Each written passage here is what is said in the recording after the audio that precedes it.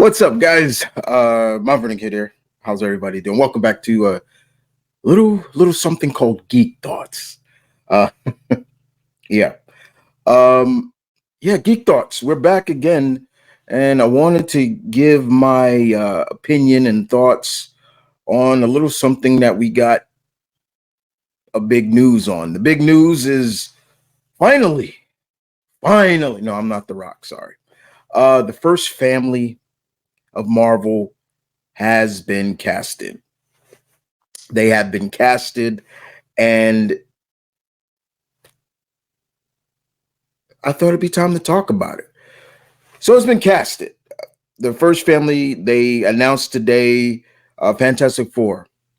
And not only that, they announced the movie's coming out next year. I believe it's February 25th. Correct me on that again. But I'm here to talk about the Fantastic Four, the people who are going to make up the first family. Now, they showed the image of before I get into the casting, give my thoughts on that. I love the marketing for it. It makes me wonder, is this a period piece Marvel movie? It would, and I've pitched this idea before, because the marketing looks like it's Valentine's Day, but why did it have like a little like a Brady Bunch like theme? Like, is this going to take place in the 70s? Just correct me on that.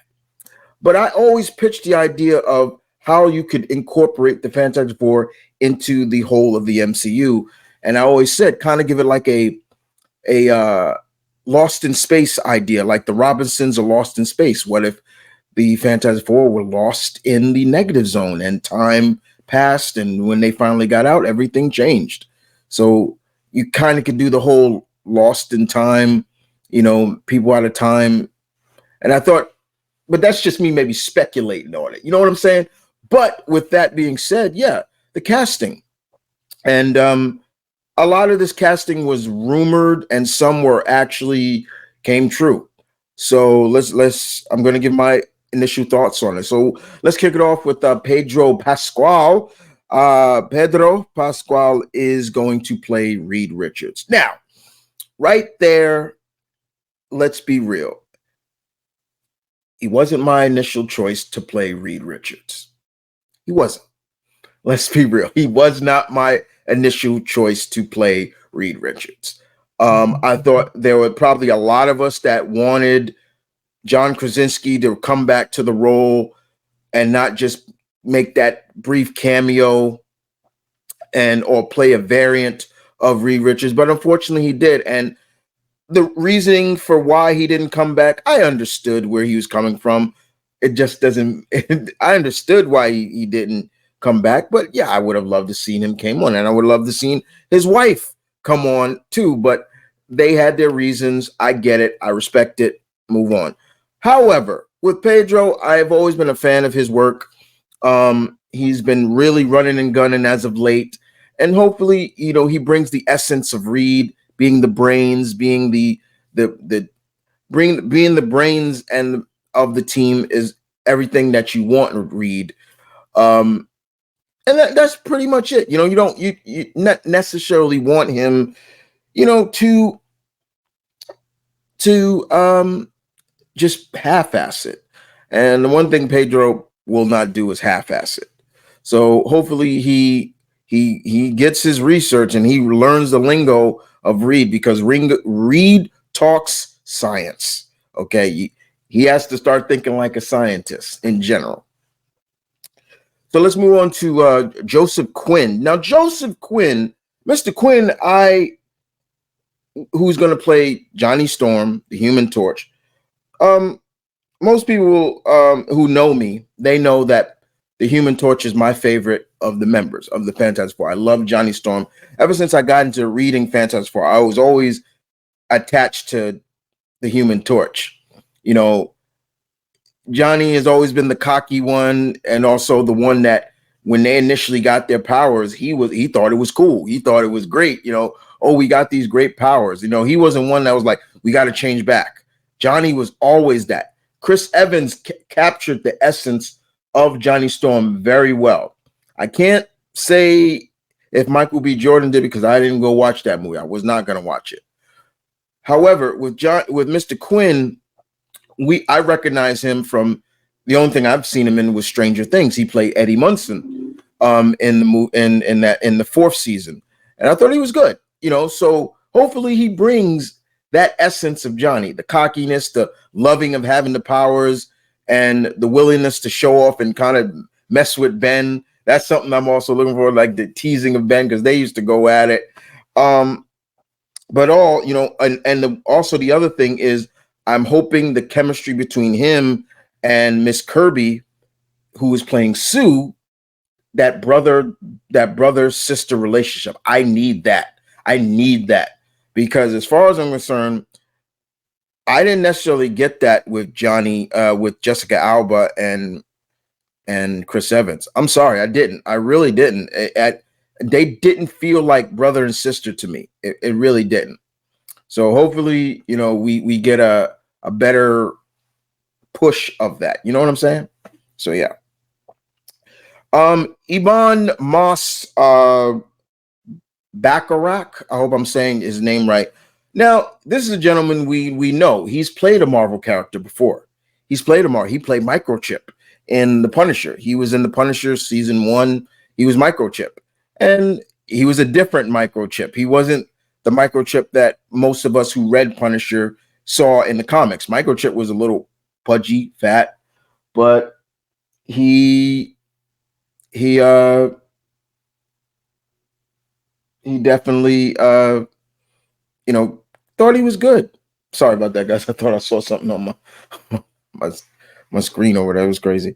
But again, he's playing the Thing. He's playing Ben Grimm, and Ben, I've always looked at as being the foundation of the Fantastic Four. He is the foundation, and we call him the ever-loving blue-eyed thing because everything about him is cool. Ben is he's down to earth, and he's the one that you always kind of look at as, we got to remember, he can't turn off that rock hide. He can't turn it off like Ben and Sue and Johnny. It's always on. So hopefully they capture that essence too. Michael Chiklis did a good job capturing the essence of Ben, like feeling an outsider compared to the others. And I hope that Mr. Bachrach does that too. He captures that essence. The other thing I hope is it's practical mix with special effects. Now, that's the one thing. I hope we get more practical than just special effects. That's something I want. Yeah, you could say, well, they look at Hulk, but you can still see a little bit of Mark Ruffalo in the Hulk, especially with face wise and things like that. So hopefully with Ben, it's the same thing. And he better say them famous words. You cannot have, they cannot build that up like they did with Cap saying Avengers Assemble. I'm sorry. You cannot build that up. You can't build that up for more movies. No, Ben has to say it's clobbering time right in this movie or not, because you can't build that up. I'm sorry. You cannot. So yes. I hope Mr. Bachrach does a good job as Ben. I'm willing to give everybody a chance as well. And last but not least is the heart and soul of the heart and soul of the Fantastic Four, Sue Storm, Sue Richards, the Invisible Woman, played by Vanessa Kirby. And no, she is not related to Jack Kirby. Not that I know. I don't think Jack Kirby's not British. So yes. But with that being said, yeah, there have been 4 women who have played Sue. Yes, I'm even counting that low budget movie. There's been 4 women. And to me, none of the 3, well, it'll be 4, excuse me. But the 3 women that have played them before didn't really capture what I expected from being Sue. With that being said, my thing is Vanessa Kirby has been getting around, and I like her work. I like her work indeed. She's getting that action bug down pat because she's the first time I saw her was in Hobbs and Shaw, where she played Shaw's um, sister. Uh, I thought she was good in that, and then of course she's been in a few of the Mission Impossible movies. I thought she was good in that. So she has that acting, the action bug down. But now she's playing a woman, probably the most powerful member of the team, and to me, the heart and soul of the team. Um, I'm not knocking, her looks, because I'm starting to see it now, man. She's hot. Look, it can't just be about sex appeal and attraction for Sue. Do you is Miss Kirby pretty? Yes, she's very pretty. So is Jessica Alba. But the fact of the matter, that's the problem that I had with Jessica Alba as Sue. It was just eye candy for her. She did not give me the essence of Sue. It was always eye candy. And you don't think that? Go watch those movies again. Especially in that first movie, it was all about eye candy. Oh, let's see her strip. I don't need that. I want to see Sue being more of, quote unquote, like the second in command, taking charge at times, showcasing that Sue, this is the most powerfulest member. That essence of Sue that I've read, that's the Sue that I need. I need her to be that. I don't need her just to be eye candy. And if somebody comes in, oh man, what's the matter? You don't like girls? Fuck off with that. Are you a pervert? Grow up. The fact of the matter is, Marvel has not really let me down with casting of their characters, most of them. And this is not a letdown to me.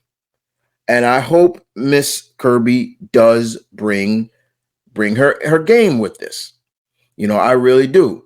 She wasn't my initial choice to play Sue. Everybody knew who I wanted. I wanted Emily Blunt. I wanted her and John Krasinski to lead this new age of Fantastic Four, but it didn't happen. So we move on. We have now the cast. I hope them all the best. I hope they deliver. I'm willing to give them a chance. But what I don't want to see is them somewhat half-assed. Bring their A game. Bring the essence of these characters. That's how I feel. I'm willing to give them all a chance. And if you look back at that poster, it looks like also Herbie's going to be their robot. Herbie's going to be in it. So, yeah, now the question really is, while they casted the team, who is the villain? Now, this is where I will say, please don't do Dr. Doom. Don't do Dr. Doom right away. He is a character that needs to be built up. Don't bring Dr. Doom. There are plenty of other Fantastic Four villains that they can use. I know some will laugh at me, but Mole Man would be great. I'll take the Mole Man. I'll take Diablo. I'll take any character from the Negative Zone. I just want to see a good Fantastic Four. Can I watch the first Fantastic Four movie? Yes, I can. I can watch, and I can watch it very well. But every time I do watch it, I always say they could have done so much better. And the sequel could have been so much better too. And that's where I get scared as well with the big G of Galactus. I am begging Marvel to not do stupidity with Galactus. You can do the Celestials, then you better do a giant like Galactus right. Well, guys, I hope you guys enjoyed this vid. That's my take on the casting. It is great to see the Fantastic Four coming back to the big screen. Marvel is bringing their home now. The first family of Marvel is home, and it'll be great to see. Hopefully, we do get to see them interact with the other Marvel heroes. That's something I'm looking forward to as well. But yeah, we do need more teams in the MCU outside of just the Avengers. And now we have the first family. So leave your comments in the section down below. What do you feel about these casting? Please be real, be honest. Are you in the same realm as me, or do you feel differently? Like I said, I'm looking forward to hearing, reading, and interacting with you guys with the comments. But at the end of the day, be respectful to everybody else. Don't go crazy, because if you do, I will block you real quick. If you start bullying people because of their opinion, I will block you. You will get kicked out of the pack real quick. I'm not with that. Everybody's entitled to their opinion. But with that being said, you guys take care. Deuces.